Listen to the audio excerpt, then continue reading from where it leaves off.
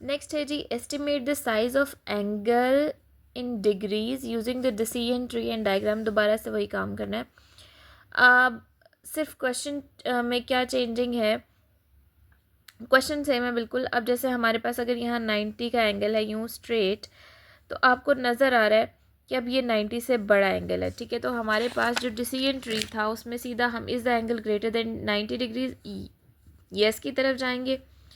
अगला क्वेश्चन है, is the angle closer to 180 degrees than 90 degrees. क्या एंगल 180 डिग्री के ज़्यादा क्लोजर है देन 90 डिग्रीज? 180 डिग्रीज यहाँ पे बनता है, तो हमारा आंसर है नो, क्योंकि ये 90 के ज़्यादा करीब है, इनका गैप कम है, तो ये 90 के ज़्यादा करीब है। तो येस की बजाय यहाँ पे नो पे जाएंगे। पहला हमारा आंसर येस आया था, हम यहाँ पे आए उस क्वेश्चन पे, अब इस क्वेश्चन से हम जा रहे हैं नो की तरफ, because our answer is no. The angle must be between 90 and 135 degrees. तो हमारा एंगल 90 और 135 डिग्रीज के दरमियान में होगा। अभी आपको क्यों कैसे पता चलेगा 90 और 135 डिग्रीज के दरमियान में?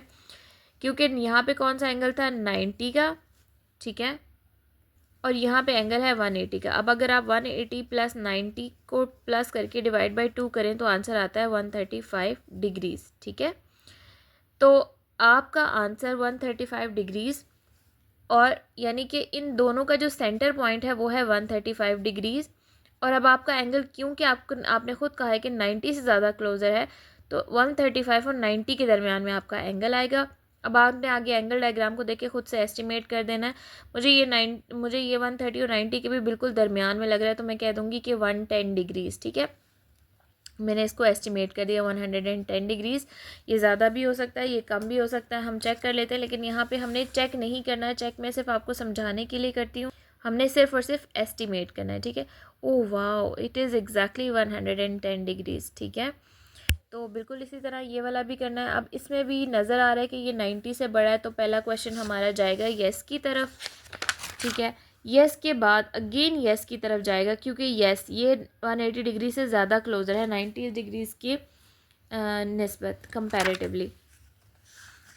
तो फिर ये 135 और 180 के दरमियान में होगा, ठीक है। 135 और 180 के दरमियान में, तो आप एस्टिमेट कर लें।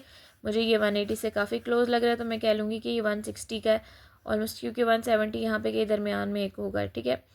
तो मैं एस्टिमेट कर रही हूँ इसको 160 डिग्रीज़। अब मेजर भी कर लेते हैं हम। माशाल्लाह ये भी 160 डिग्री का ही बना है। ये ज़रा मेरी प्रोटेक्टर हवा में ये आया 160 डिग्री के ऊपर ही है। तो आपने एस्टिमेट करना है, डी से मेजर नहीं करना, ठीक है।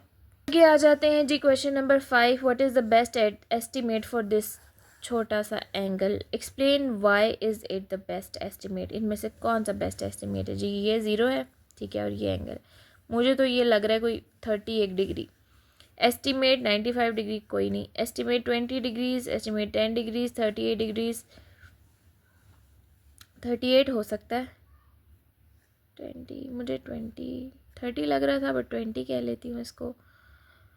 10 नहीं, 10 तो काफ़ी छोटा हो जाएगा, 60 भी नहीं है बिल्कुल भी। ये इन दोनों के दरमियान में कुछ है ये, 20 करती हूँ। और एक्सप्लेनेशन में आप जो भी आपको सही लगता है, अगर आपने ये सेलेक्ट किया है तो इसके अकॉर्डिंग भी आप लिख सकते हैं। मुझे लग रहा है कि it is quite closer to 0 degree centigrade, तो बस मैं यही रीज़न दूंगी कि इट इज़ क्वाइट। ना पूछा करें ऐसे सवाल जिनकी रीज़न इतने डिफरेंट होते हैं। It is quite closer to 0 degree, yes 0 degrees. Compare your answer and explanation with your partner. That definitely it would be different. Use a decision tree and diagram to decide who has the best explanation. Okay, जी. Badiha says that she estimated this angle is 175 degrees. This is not a good estimate. Explain how Badiha could improve her estimate. यहाँ है जी 90, ठीक है, और यहाँ है 180। बदिहा कह रही है कि उसने ये एस्टिमेट किया 175 का। अब कहाँ 180 और कहाँ 17, मतलब 175 के फ़ौरन बाद 5 सेंटीमीटर्स के बाद 180 आ जाता है।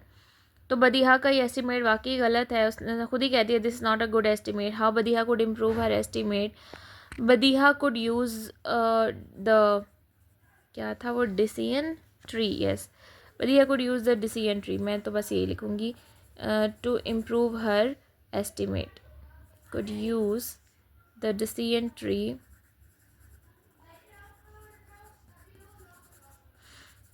to improve her estimate.